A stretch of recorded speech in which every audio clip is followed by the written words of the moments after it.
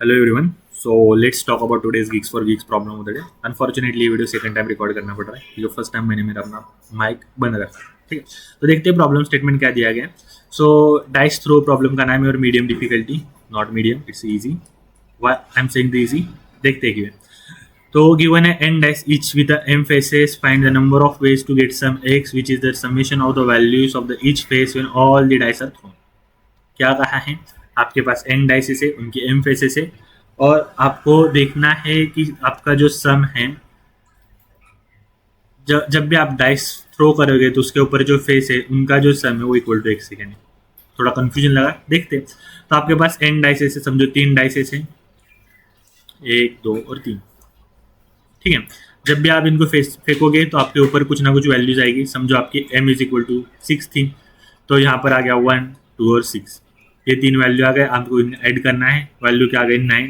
Check करना है x के इक्वल है क्या, अगर है तो ये एक वे है। अब समझो x इज इक्वल टू 4 है, तो इसमें देखो 9x is equal to x नहीं है, तो मैं यहाँ पर थोड़ा चेंज करके दिखाता हूँ। अब जो इनकी सम आ गए वो 4 आ गए, 4 इज इक्वल टू 4 है, हाँ है, तो ये एक वे हो गया।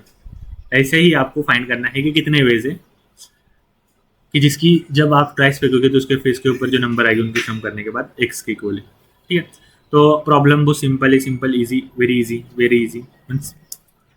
देखते हैं कि सॉल्व कैसे करें। देखो मैं एग्जांपल इसके थ्रू वापस एक्सप्लोर करता है। समझो आपके पास m इज इक्वल टू 6 है, मतलब आपके पास 6 फेस है, मतलब ये 6 वैल्यू में से कोई भी एक वैल्यू आपके फेस के ऊपर आएगी। ठीक है, फिर आपके पास n इज इक्वल टू 3 है, मतलब आपके पास 3 डाइसेस हैं, d1 d2 d3 और x इज इक्वल टू 4 है। आपको देखना है कि जब भी ये डाइसेस थ्रो करोगे तो आपकी वैल्यू 4 आती है या नहीं। चलो समझने की कोशिश करते, जरा डाइस को बड़ा बना देता हूँ।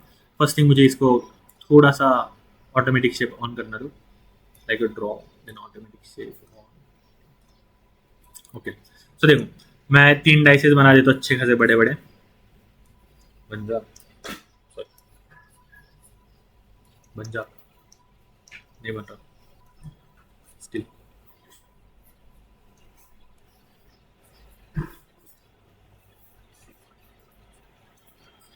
By the way automatic shape मैं ऑन तो किया हूँ, ठीक है, सॉरी इसके लिए नहीं बता रहा हूँ। तो वापस से इसको रिमूव करता हूँ, it's like a time pass. Okay, let's do 1, ये थोड़ा अच्छा दिखता है, 2 और 3। ठीक है, अब देखो मैंने पहले डाइस फेंका, उसमें आ गया समझो 1, दूसरा फेंका उसमें भी आ गया 1, तीसरा फेंका उसमें भी आ गया 1। ठीक है, इनकी सम क्या आती है 3 है, जो कि x इज इक्वल टू 4 के इक्वल है नहीं है, तो ये तो वे नहीं होगा। समझो लास्ट वाली की वैल्यू चेंज होकर 2 हो गई, हाँ ये x के इक्वल है, तो this is the one way. Plus 4 हो गया ना इसकी सम, देन वापस से मैं सोचता हूँ इसको 2 आ गया, तो 5 is greater than 4, so it's not equal to x।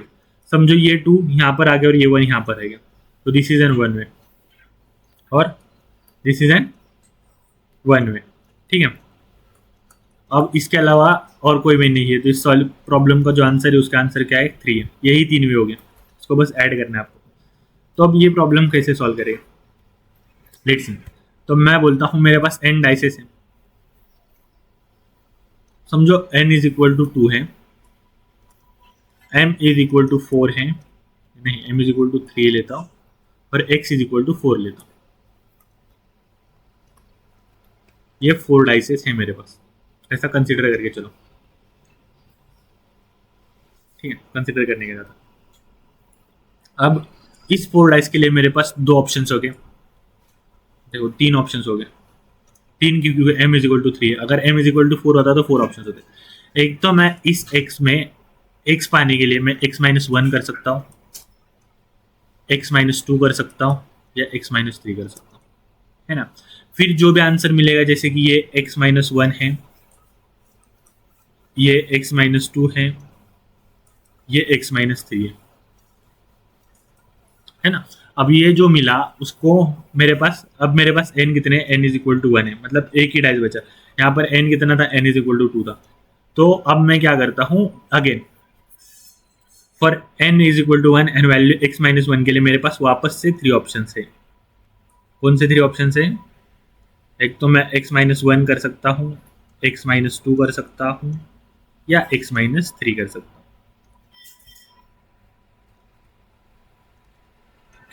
इसके लिए भी सेम ऑप्शन है, एक तो मैं x माइनस 1 कर सकता हूँ, x माइनस 2 कर सकता हूँ या x माइनस 3 कर सकता हूँ।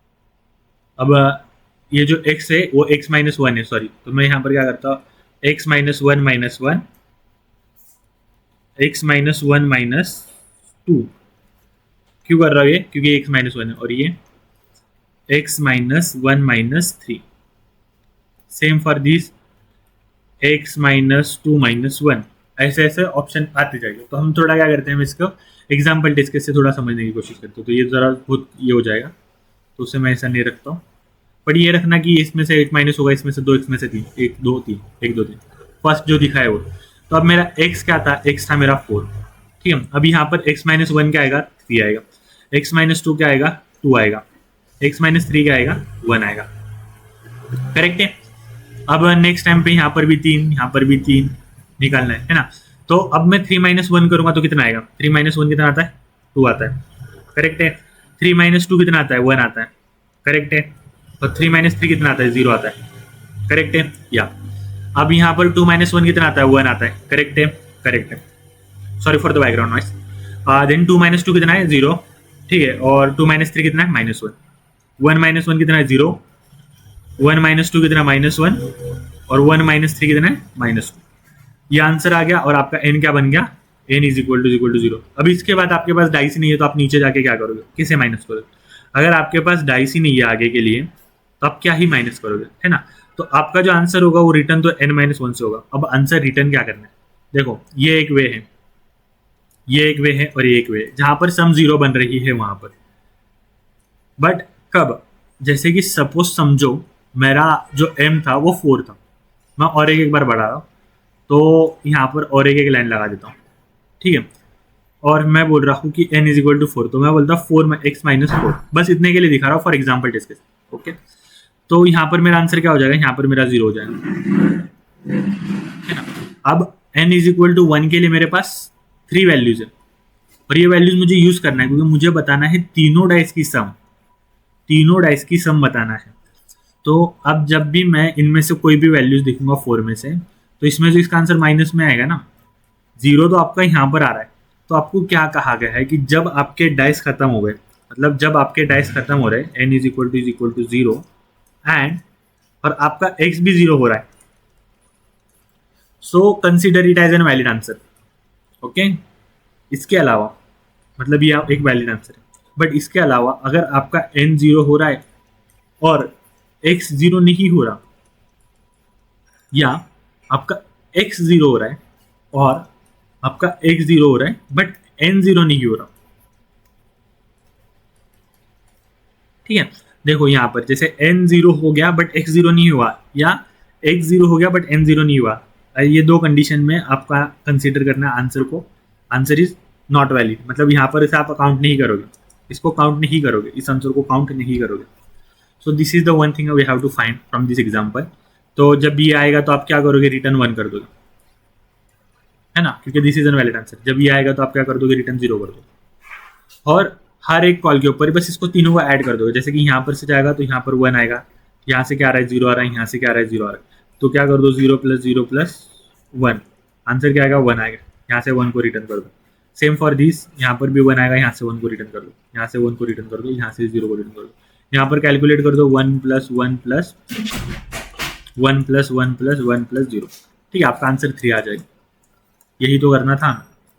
तो देखो अगर इसको हम कोड करने जाएंगे तो कोड भी बहुत सिंपल है, बट ये कंडीशन थोड़ा हम ऑप्टिमाइज कर सकते हैं। तो मैं क्या बोल रहा हूँ, अगर n इज इक्वल टू 0 आ रहा है, या और x इज इक्वल टू 0 आ रहा है इस कंडीशन के बाद, तो आप क्या कर दो, रिटर्न कर दो। मतलब आपको इतनी बड़ी कंडीशन लिखने की जरूरत नहीं, you can write this condition as well, but if you add और between them then it will make your code cleaner.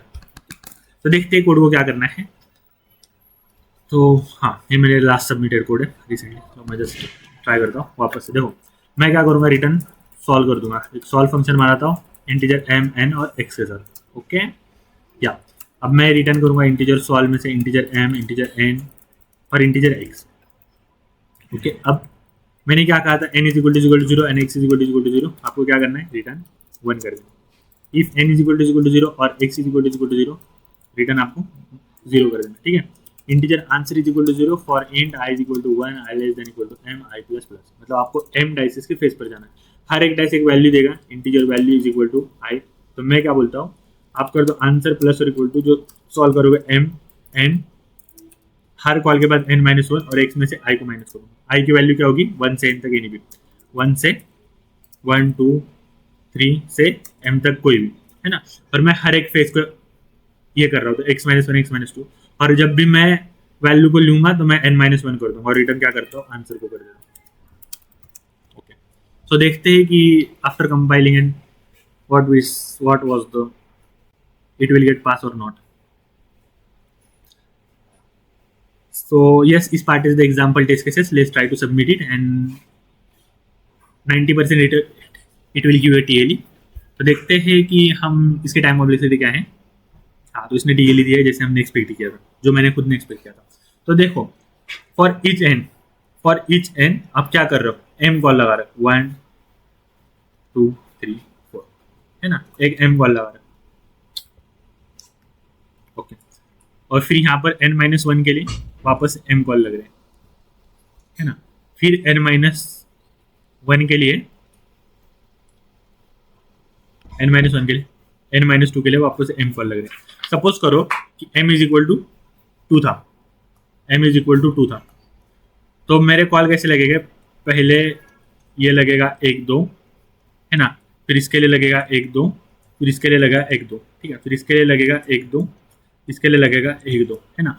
तो फॉर ईच एन मेरे कितने कॉल लग रहे हैं, समझो n इज इक्वल टू 3 था, है ना। तो मैंने कितने कॉल लगाए, for this also 2, for this also 2। देखो तो यहाँ पर देखो क्या होता है, 1 2 3 4 5 6 7 8। तो n इज इक्वल टू 3 के लिए मैंने कितने कॉल लगाए, 8 लगाए। तो मैं बोल सकता हूँ m टू पावर n, है ना, मतलब ये जो m थे 2 टू पावर 3, 8 कॉल लगा। अगर मैं इसको थोड़ा और लगाऊंगा तो 3 करूंगा, मतलब 3 कॉल कर रहा हूँ, तो ये ऐसी मल्टीप्लाई होते जाएगा हर एक के लिए 3। तो ये कैसे मल्टीप्लाई हो रहा है, उसके पावर में मल्टीप्लाई हो रहा है, मतलब हर एक के लिए 3 कॉल लगेंगे, फिर वापस से 3 के लिए आगे 3 कॉल लगेंगे, फिर वापस से 3 के लिए आगे 3 कॉल लगते जाएंगे। तो मैं बोल सकता हूँ time complexity is m to power n, है ना। तो अब मैं जब यहाँ पर आ रहा हूँ प्रॉब्लम के ऊपर, तो मैं देख रहा हूँ कि कुछ चीज़ें रिपीटेड हो रही है, जैसे ये 1 रिपीट हो रहा है, ये 1 रिपीट हो रहा है ना। इसके बाद आगे फर्दर करूंगा तो आंसर में कुछ चेंजेस हो गए, और भी देखेंगे तो अगर x अलग होगा तो मेरे प्रॉब्लम्स में रिपीटेड सब प्रॉब्लम्स आ रहे हैं। जब भी आपके प्रॉब्लम में रिपीटेड सब प्रॉब्लम्स हो गए तो आप उसे ऑप्टिमाइज कर सकते हो यूजिंग डीपी। तो let's try to apply the DP, मतलब memoize it, vector 2D DP बनाना है, क्योंकि मेरे 2 वेरिएबल्स हैं जो n और x, है ना। और मैं क्या करता हूँ, डीपी किसके लगाऊंगा, एक DP of n comma x is not equal to -1। ये तो एकदम स्टैंडर्ड सा होता है, इसको बस क्या ही इसे याद करना है, ठीक है। चेंजिंग वेरिएबल रिकर्सिव कोड और टाइम कॉम्प्लेक्सिटी के ऊपर होता है कि आपको 2D डीपी लगाना है या 1D, ये डिपेंड करता है। तो इसके लिए तो 2D लग जाएगी आराम से डेटा कंस्ट्रक्ट के लिए। तो मैं इस फटाफट से क्या करता हूँ, डीपी में वैल्यू असाइन करता हूँ रिटर्न करने से पहले, और अब डीपी डॉट असाइन कर देता हूँ, है ना। तो डीपी डॉट असाइन, और क्या होता है n+1 कर देता हूँ, n+2 कर देता हूँ, चलो, और वेक्टर x+2 कर देता हूँ, ठीक है, -1 से करूँ, जरूरत नहीं है वैसे इसका, बढ़िया, ठीक है। अब जरा कंपाइल करने की कोशिश करते हैं और देखते हैं हमने सही से लगाया है नहीं। हाँ, तब इसे सबमिट करते हैं और hope it will get accepted और नॉट। एक्सेप्ट तो होना चाहिए वैसे। तो इसने फेल कर दिया एक टेस्ट केस, तो देखते हैं कि कहाँ फेल किया इसने। Okay, so DP of n-1 is equal to -1 x+1, okay, correct है। n-1 x - i करेक्ट है। तो देखो आपका आंसर ये आ रहा है, बट इसने आंसर ये दिया है, n is equal to n x is equal to, और x is less than equal to 0, sorry my bad, यहाँ पर x is less than equal to 0, है ना। तो देखो छोटी छोटी मिस्टेक्स आप करते जाते हो, मैं भी करता हूँ। मैंने यहाँ पर ऑलरेडी बताया था x is not equal to 0 नहीं, x is less than equal to 0, जैसे यहाँ पर लेस देन हो रहा था, 0 भी हो रहा था कहीं कहीं, तो बट यहाँ तो अब वापस से सबमिट करने की कोशिश करता हूँ। देखो गलतियाँ इंसान से होती है, मैं भी इंसान हूँ, इसे प्रूफ होगा। ओके, तो ये पास हो गया टेस्ट केसेस में, और इसकी जो टाइम कॉम्प्लेक्सिटी होगी तो एडीपी बना रहे हम, तो ये अभी रिपीट नहीं होगा हर टाइम। देखो तो ये लूप बस चलेगा n इंटू एक्स तक, और इस अंदर इसमें m होगा तो n into x into m, ये होगी टाइम कॉम्प्लेक्सिटी। ठीक है, स्पेस कॉम्प्लेक्सिटी आप 2D डीपी ले रहे हो तो उसका स्पेस होगा n into x. Okay, n into x की डीपी ले रहे हो, इस डीपी के ऊपर आप m टाइम आइट्रेट करो। So this is time complexity for this problem. Expected time complexity क्या थी, वही थी क्या, m into n x into x. ठीक है, हमने पास कर दिया but space u of x लिया हमने। So can you further optimise it? yes we can, space optimization से इसे को अलग कर सकते हो, but that's your homework how you will optimize it. So this is for today, let's meet tomorrow with new problems.